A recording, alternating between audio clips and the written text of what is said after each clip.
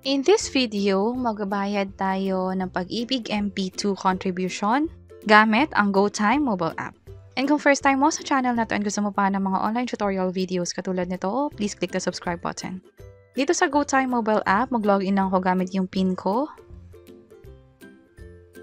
From here, i-tap tong Go at piliin itong Pay Bills.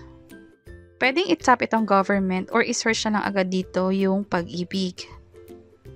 Katulad nito, piliin ko yung Pag-ibig and then magkano yung gusto kong ihulog.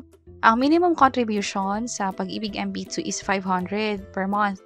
Pero pwedeng lumagpas yun. So katulad ngayon, piliin ko is 1,000. And nagkakaroon ako ng error kasi may 7 pesos na charge para dito. And now, dinagdagan ko na lang yung balance ko para ma-cover yung fee.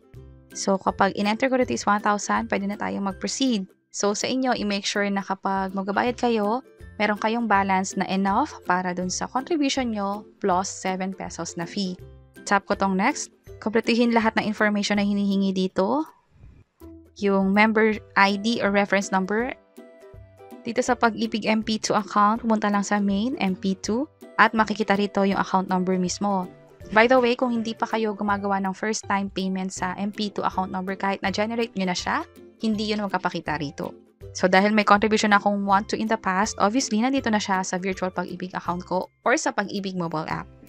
Sa payment type, piliin ko yung Pag-ibig MP2 or modified Pag-ibig. Bill date is yung month to day, due date, month to day din. Contact number, ilagay ko na ito yung cellphone number ko. Tap ko tong next.